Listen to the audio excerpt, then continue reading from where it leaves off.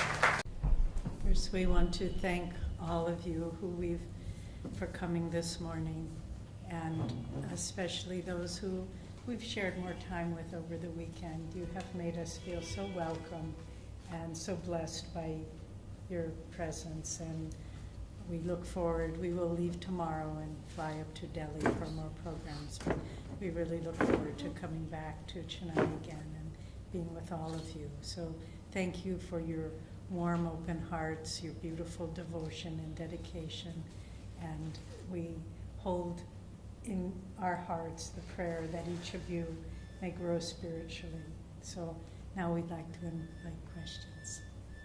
Sometimes people are a little shy about asking questions, so we will start with a question that was already asked while we were gathering here this morning.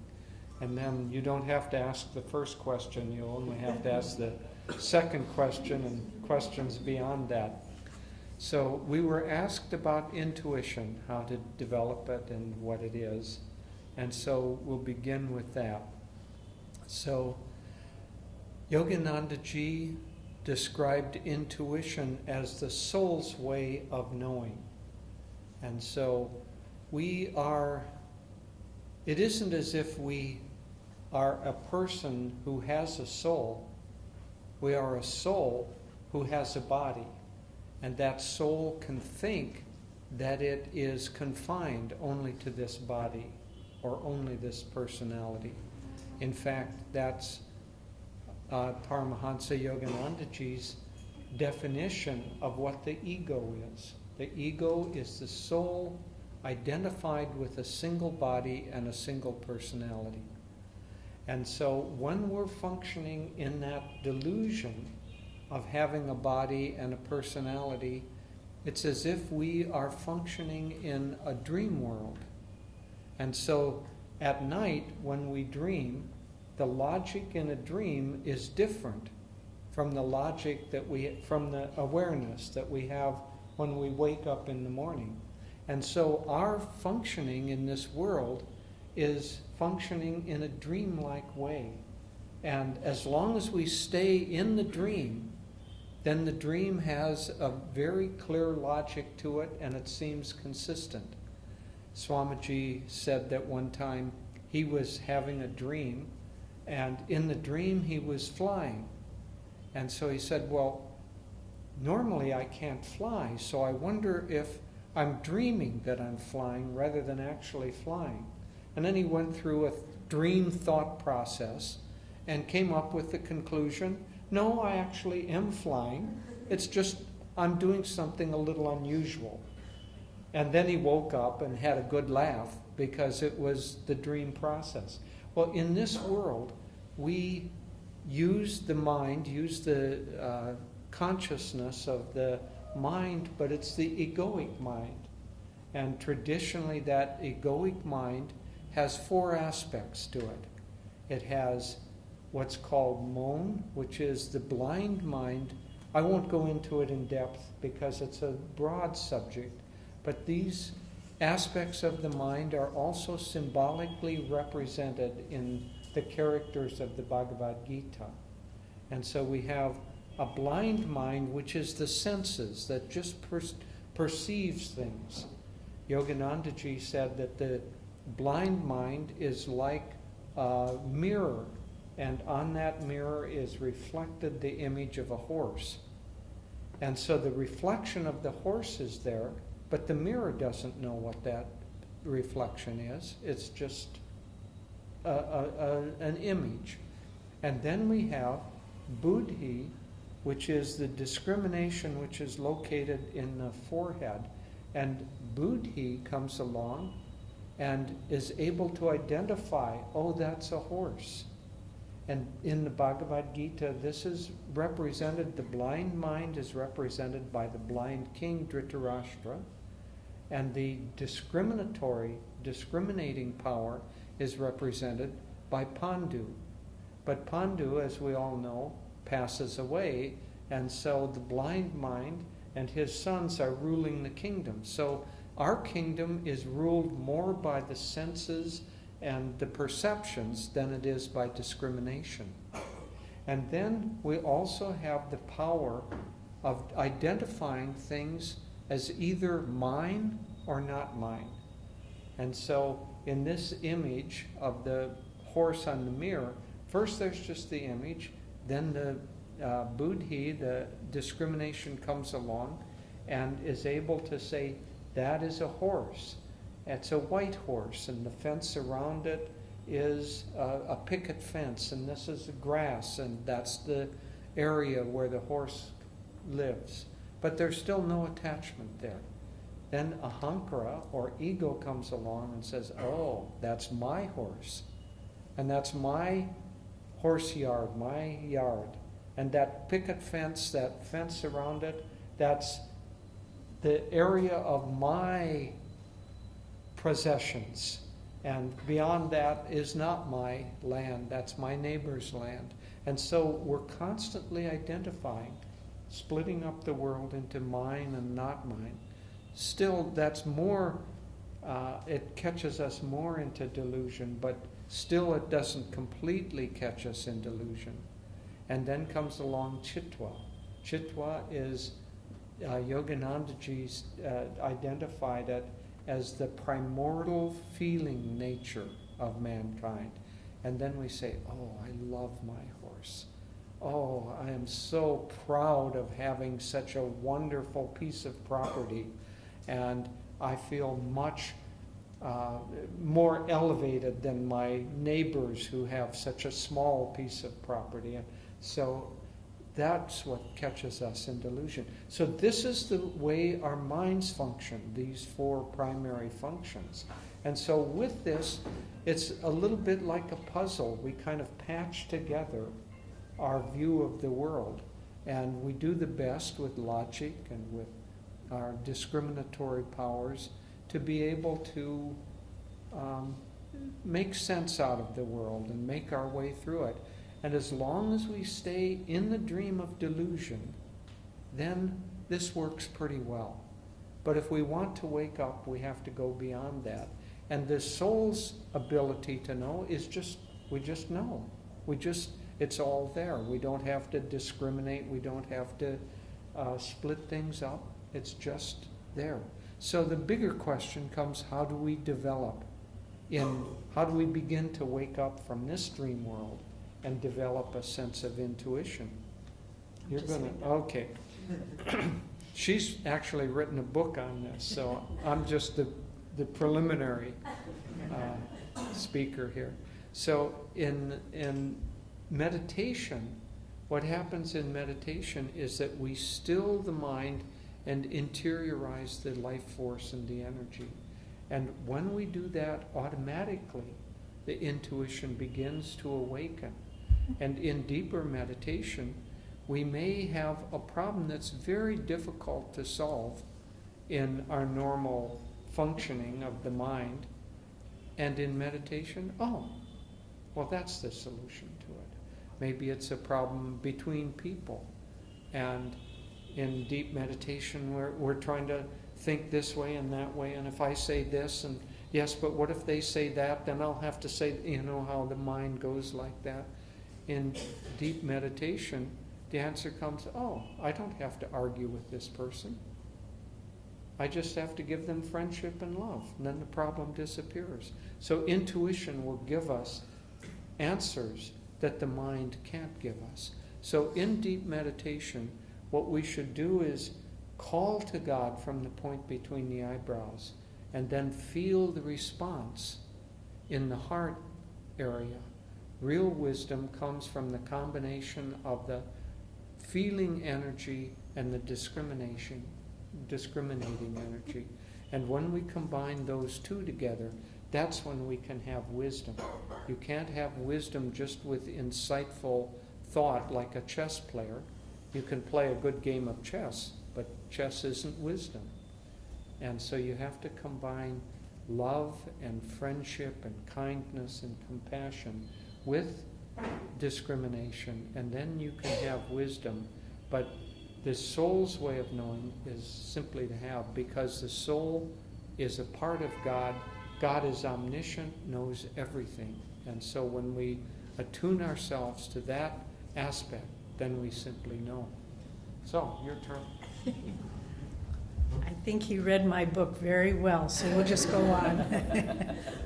But do we have other questions? We'll give you a chance. Yes, here's a question there's a lady in the front row.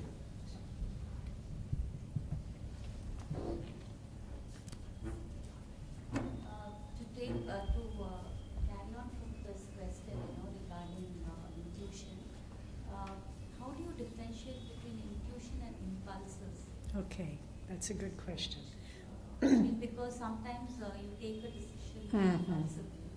So is that the right decision, or was it the wrong decision? And often after you take a decision, you find that that there's a good side to the decision, and always there's a downside to it also. Every decision, I find that's always the case. I mean, you may think it's a really great decision, but then you always find that there is a downside to it. Okay. How do you resolve this? Okay. I mean, the difference between intuition and impulses, and also whether you've really taken the right decision. Okay, two Every parts. decision seems to have a downside. Okay, so the question she asked is, of course, very, very important when we're trying to make decisions in life and navigate through all the problems and questions that come to us. And it's hard to know when we're just going by impulse or by wisdom. And I'm going to tell you a story that's from the life of our guru, Yoganandaji.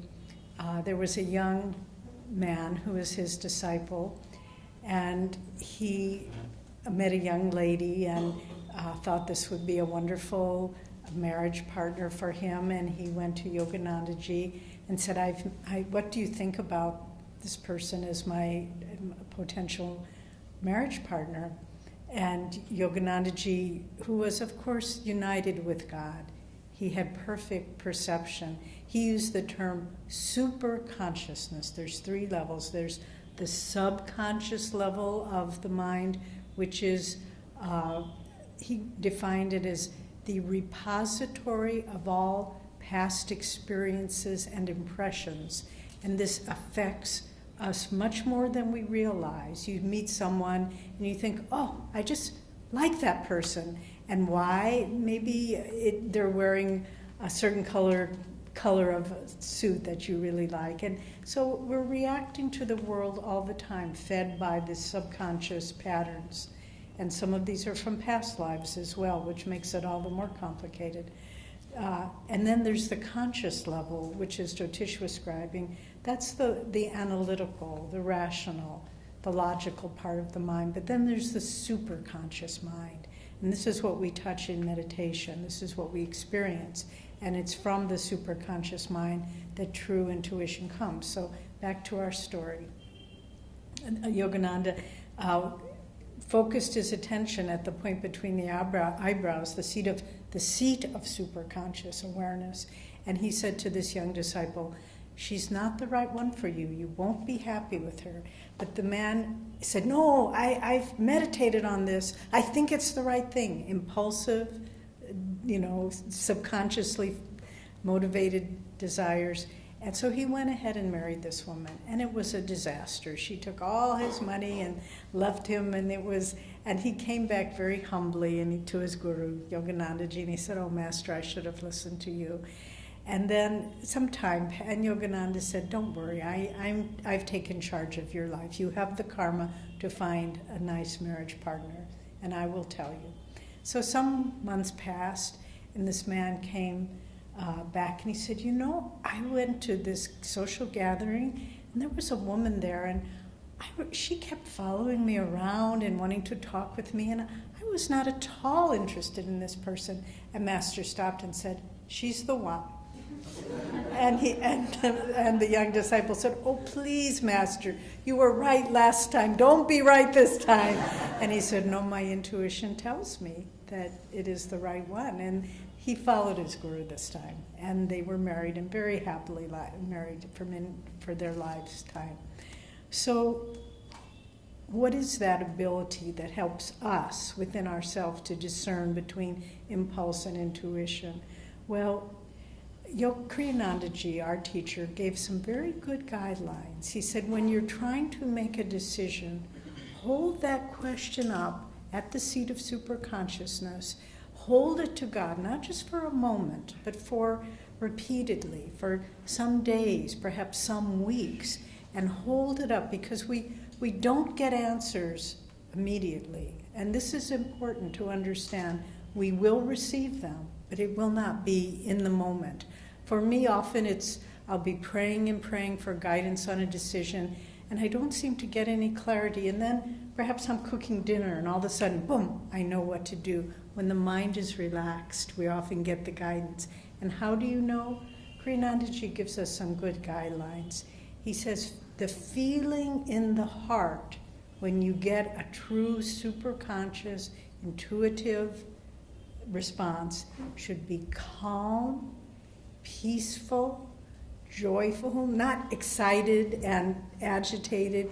You can usually tell if you're excited about something, it's the wrong decision. Just as that young man said, oh, I've met this wonderful woman and I know she's the right one. He was in his emotions. He wasn't resting in the calmness of his higher awareness.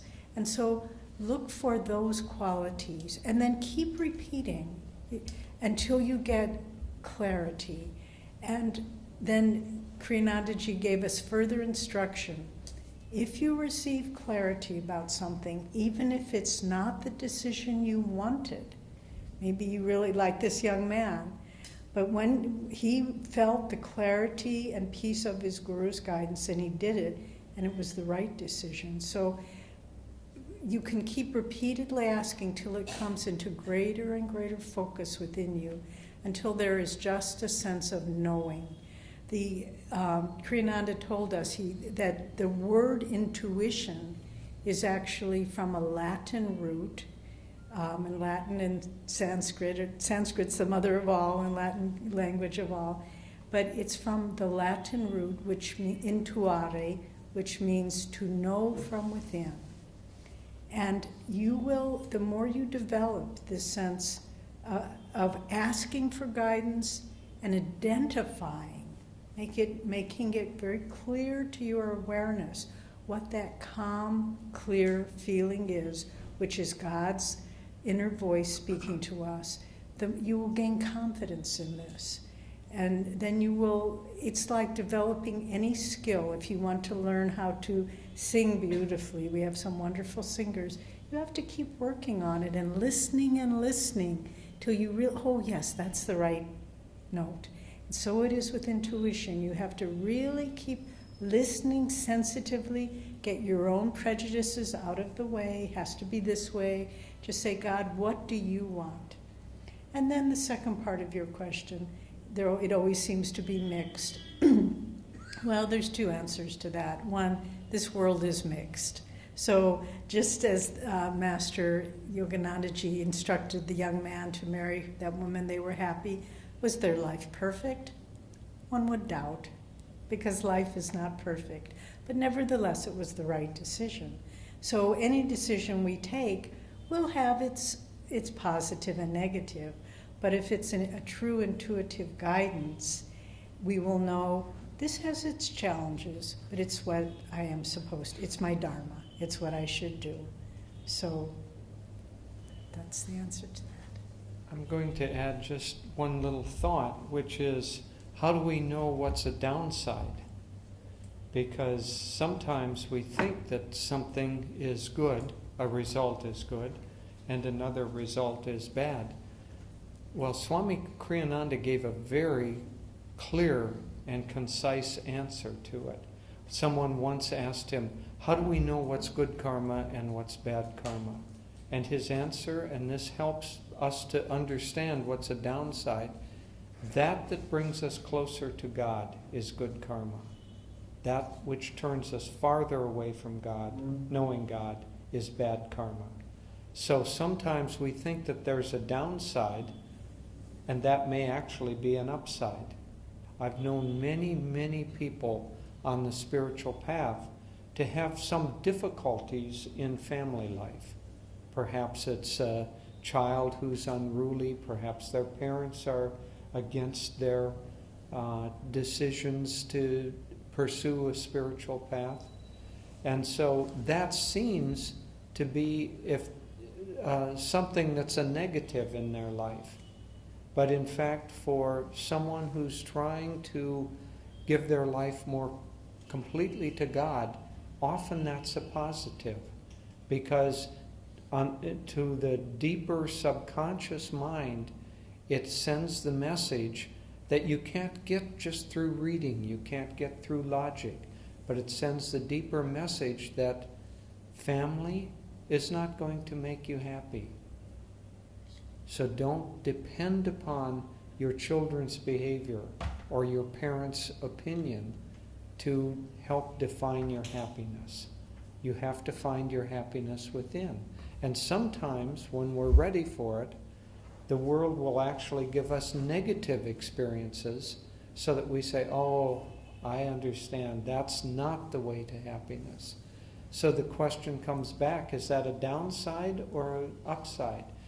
It's a downside if that incident drives us further away from God. Oh, you can't do this to me, God. I don't want to listen to you. I don't want to follow you anymore. Well, then it's a downside. The same incident, oh, God, I understand. Nothing outside of myself is going to make me happy. Then the same incident can be an upside. So the simple rule, it's like a compass that points north. When we're at sea and we have no compass, we don't know what direction to go. So now you have a compass. Is this good or bad? And that compass says, if it brings me closer to God, it's good. If it pushes me farther away from God, it's bad. Do we always know? No, sometimes we can't see that compass very clearly. But at least it gives us a compass, and at least we can use then the best judgment we have at the moment to try to follow. But at least we have a way of judging what direction to take in decisions. Okay, another question. Okay, now we're warming up. Now we've got multiple hands coming up. Hello? Jai Guru. Jai Guru. I was just debating on this question for quite some time. Hello? Hello? I think I'm taking permission from Guru Yogananda to ask this question to you. I've been initiated for Kriya Yoga through YSS. Have I? YSS. Oh, yes, okay. Gurus. It's about 10 years back. Both YSS and Ananda Sangha comes from the same Guru Paramahamsa Yogananda. If I attend Ananda sessions, is it necessary that I should go through the procedures of Kriya Yoga initiation, or is it one and the same? It's one and the same. We have worked with many Kriya bonds, people who have received Kriya from different sources, not necessarily from Ananda. Those who receive it from SRF or from YSS, that Kriya is taught the same. Swami Kriyananda, in fact, was one of the main teachers in self-realization and YSS, and gave many Kriya initiations for both of those organizations, and of course the Kriya initiations for Ananda. And so those two branches are the same. Now there are other branches that teach Kriya with variations and somewhat differently, but YSS, SRF, Ananda all come from the way Master Swamiji Paramahansa Yogananda Ji taught, and those initiations are the same. Thank you. You're welcome. I just want to add something to that, though. In working with Kriya Bandhs, Kriya Yogis over the years, we have a very fine Kriya Sangha that trains people. If someone comes to us and said, I have received it from YSS, SRF, can I just come and take the initiation? We like to work with people individually, because sometimes people have not been practicing. They've not been because we like to ask people before they receive initiation, they need to be meditating an hour and a half a day. They need to be doing the other preliminary techniques. So we like to, and it isn't because we like rules and regulations, but it's really to make sure the person is immersed in the practice of Kriya before we just say, come, take the initiation. So we work with people individually, and sometimes people have learned the technique wrong, they don't remember it properly, they haven't been doing it for some years. So it's really, I think the goal for all the lineages from Lahiri Mahashaya that teach the Kriya practice is that the Kriya Yogi understands the technique properly, has devotion to the Guru, and feels that they have a deep practice in their sadhana. That because if we're doing Kriya without having a deep sadhana, it's not very effective. So I understand it. Yeah. Because many a times we take the Kriya Yoga and we don't continuously do it, because right. doing it is more difficult than getting initiated. I really know, but I do these energization exercises every day twice, that I don't miss at any cost. But Kriya Yoga, I do miss weekly at least twice. It happens because of that. Thank you very much. Okay. So I have heard about some yogas like Isha Yoga. They teach some processes which changes. They say that changes human lives in some ways. Same way, the art of living, they teach some processes like Sudarshana Kriya, which changes the human lives. So what is Kriya Yoga and how is it different from the other yogas, and how does it change the human life? Like what are the things, probably from your experiences, you would say something? Okay, this is a question that goes to a very broad question about different spiritual paths, different spiritual techniques, and so on. Now, we can't describe exactly the practice of Kriya Yoga because it's given through initiation. But essentially, Kriya Yoga is using the conscious mind and the willpower to revolve energy around the interior spine that creates a magnetic energy in the spine that helps withdraw life force and helps calm down. It's a pranayama and a pratyahara technique. And then we go on for deeper meditation. Now, many, many different paths are in the world, and each of them have different teachings and different effects exactly, but ultimately every river that's a true river runs into the same sea. And so different paths can take you to the same sea of realization. Now, some rivers run more directly, and some rivers wind, and some rivers begin to dry up. So we know that our path is a valid path. Thousands of other paths, I don't know their teachings, I can't, nor would I want to comment on whether they're valid or not. One thing I will say though, and this is something that Yogananda used, an example that Yogananda used. Once you commit yourself to a path, don't try to mix too many different paths because it will confuse you. He said that if now instead of using the sea we use the hub of a wheel, there may be many spokes that lead to the hub of that wheel. But if you start down one spoke and then say, oh, I'm not sure, I think maybe I'll try another path, and then you go out and you go to another one, and you always stay out at the rim. So once you commit yourself to a path, then stay with that path. But there are many, many paths that lead to the same goal. The goal is the self-realization or the unity of our consciousness, the knowing that our consciousness is simply God in manifestation as us. And any path that leads to that goal is a valid path.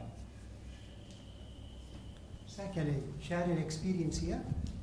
Yeah. See, as he was already telling, in my spiritual quest, I was in Isha, and I started for about a couple of years. Then I traveled through the art of living with Ravi Shankar. I was there for about 3 years. And then I don't find anything with them. They are also great. But when I read the book Autobiography Yogi, I was taken by surprise, and I got initiated to Kriya Yoga, and I was with him now, stuck to him. So it happens to people when they are on a spiritual quest to go behind the masters. It happens. Yes, it does. It happens. Many of these relationships, we think we're coming on them for the first time in this life, but they actually come from many, many past lives, so that many people who feel that they want to be Kriyabans and want to take Yogananda Ji as their guru, that association has happened in the past before we come in. Now we have to give other people a chance. It can't be only you two asking all of the Satya questions. has a question here. It's Hello. on. May I? Oh, Let her finish. okay. Her first and then you. Ladies always first. I would like to speak from my experience. I've been in Art of Living, I've been in It's not on, I don't. This has to be closer to the mouth. Hello? It's closer to the mouth. Yeah, it's okay. No. Okay. So I've been in Art of Living, I've been in Ishoga in a very extensive way. And also in Kriya. But the change I feel here is that 1.5 hours meditation, which you make it a must on an everyday basis. it's not touch and go. Like just doing the Kriya and just getting out, it's not that. Then you stay with yourself, and I see there's a lot of change. Lot of things come to your mind, you are aware of your own thoughts much more when you sit in meditation for nearly 1.5. That process really helps. Yes. Very good. That, you were going to say? No, I was just going to say, there's, the techniques are important, of course. They've been given to us by our gurus. But more important than the techniques alone is the life dedication and the, as Satyan was saying, just really putting out the effort to go deep in the techniques.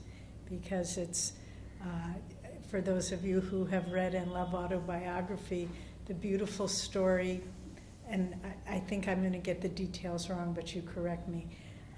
Some rather proud man came to Lahiri Mahashaya and said, I'm ready for the higher Kriyas. And Lahiri Mahashaya was very respectful. He said, oh, okay, just sit there. And then a little man came in, it was Brinde the postman, and he represents the humble devotee. And Lahiri said, Brinde, are you ready for the higher techniques? And he said, oh, no, master, please. I get so much bliss from my first Kriya, I can't deliver my mail anymore. And then he looked at the proud man, and the proud man said, I think I'm not ready. I'm not going deep in the techniques you have given me. So that's what you're saying is so important, to go deep in what you have. Just a comment, the practice, daily deep practice of meditation is, I can use the analogy, if we want to grow a garden of beautiful flowers, we can all go to the store and get a packet of flower seeds. It's inexpensive and quick, and if we just dump those flower seeds out and expect them to grow, they land on concrete, they land on a heart that's not prepared, a mind that's not open, they land in concrete, and they get no water, and they are not going to grow into beautiful flowers. But if we till the soil, we do preliminary techniques, we prepare ourselves, and then daily we water those and take care of those flowers, they'll grow into a beautiful garden. But don't think that you can make spiritual progress just by reading a book or getting a little technique that you can't even remember and don't practice. Yogananda also said that these great souls are like physicians who are here to cure us of the disease of ignorance. And he said sometimes a person will go to a physician and the physician will give him a prescription, and the ignorant person comes back and frames that prescription and puts it up on the wall and never takes the medicine. So we have to take the medicine of daily deep meditation, and then something happens. First, the She gentleman. just has a comment. Oh, just a comment. Okay. After the lady. Okay. You are a gentle. Totally presence of mind. I think you have to speak louder into Put the... the microphone. Put the mic right to your mouth. Yeah. It's totally presence of mind what this technique teaches her. And for me, it's my personal experience. Babaji is very alive. He's very alive. You can communicate when you intensely go inside him. It's self-surrendering what in words. It's I don't know how to coin, but he has helped me a lot. That much. Very nice. Very nice.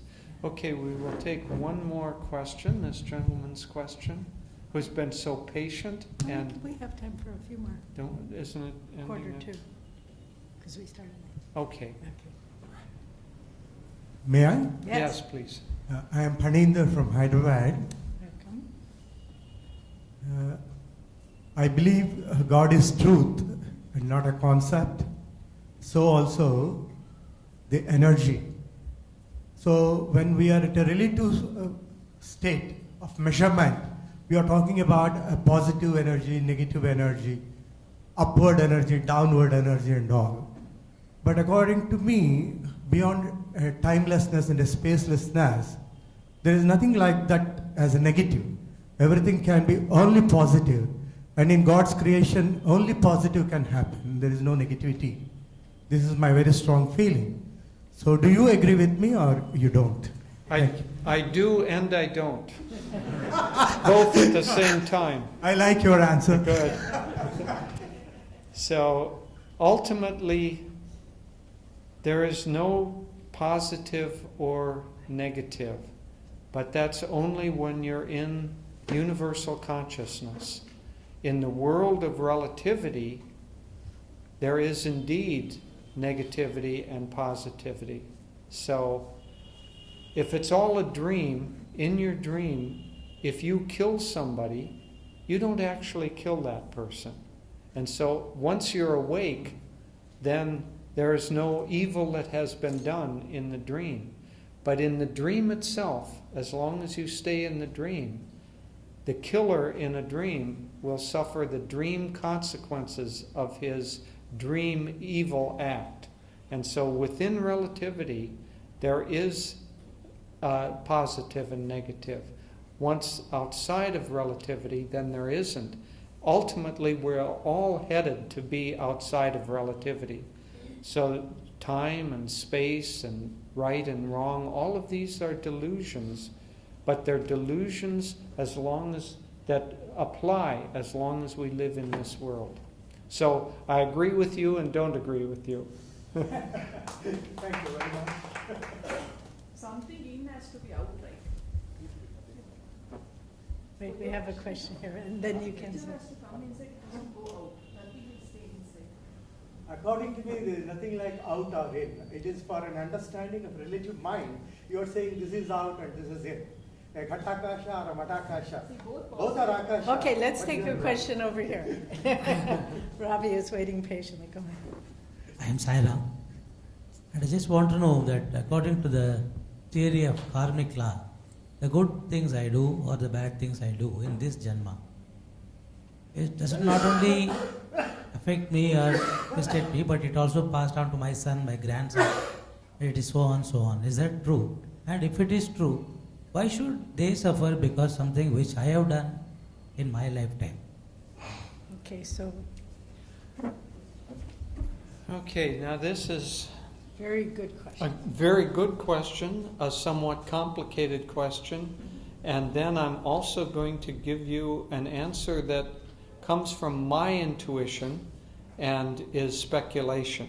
So first, the answer directly, why should our family suffer for our deeds? We all interact and we all affect each other.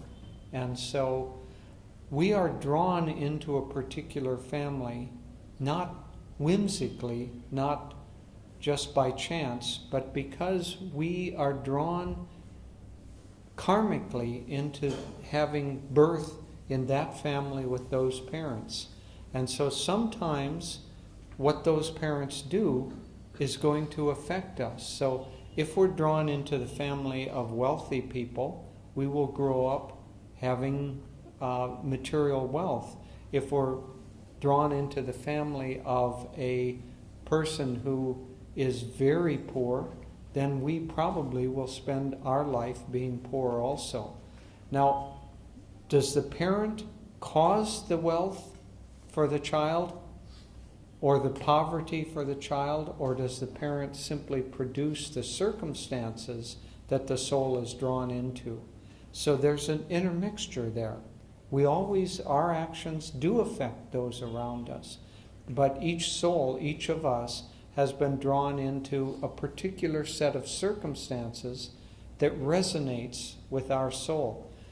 Paramhansa Yoganandaji used the image. He said that when the time comes, astrologically correct time, for a soul that's in the astral plane and has been there for some time, when the time comes that that soul is ready now to take another birth, he said it's as if there's a flash in the astral universe, and the souls that are in tune with that flash kind of rush, and the first one gets there, he comes into that body. Sometimes two arrive simultaneously and there are twins born.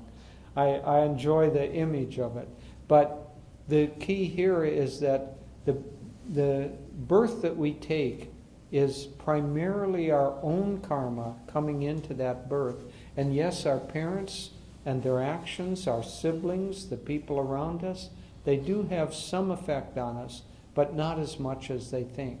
So, are you to blame for everything that happens to the children and grandchildren? No, it's primarily their karma. Now, this is the speculation.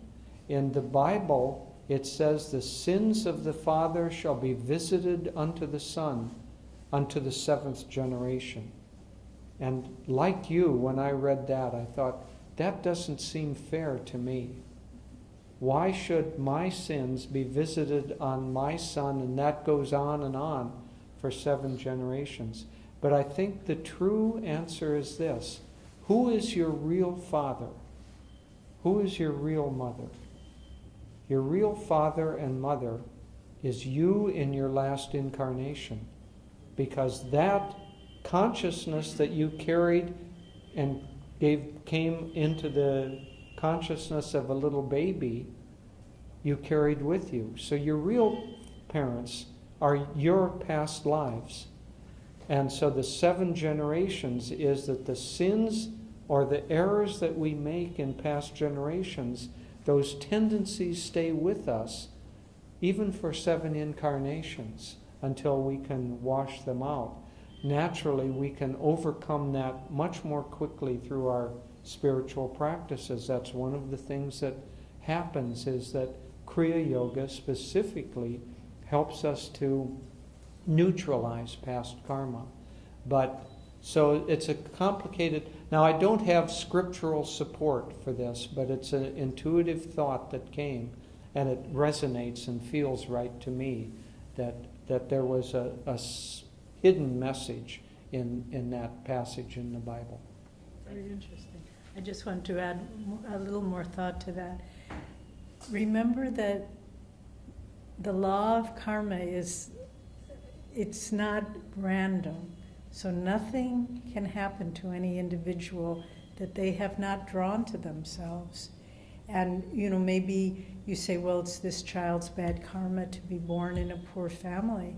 But I remember Swamiji saying once when he was in India, a family of beggars came to him and they were pleading and, you know how it happens. But there was one girl, young girl, maybe 8 or 9 years old, who was in this family, and she had so much dignity and so much poise. And Swami was struck by her.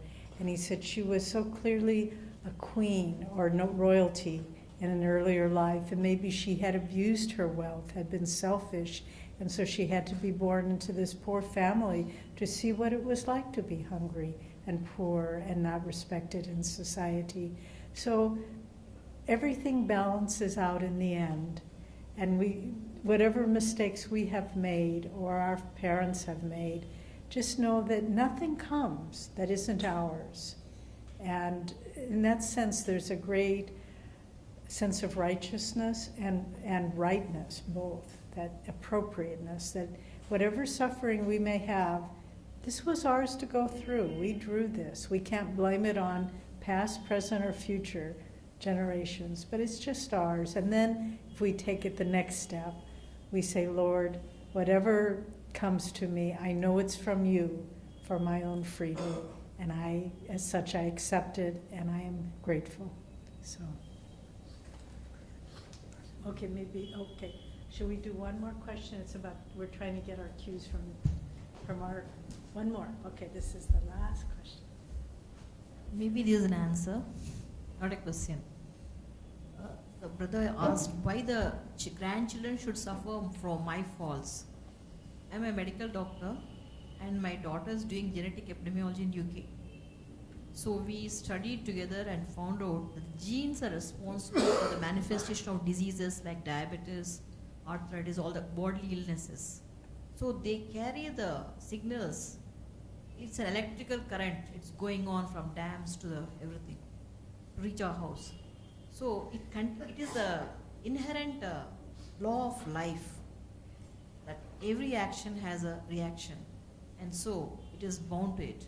That's why the Kriya Yoga for the modern age helps the individuals to cope with the difficulties in life, carried from our forefathers. Thank you.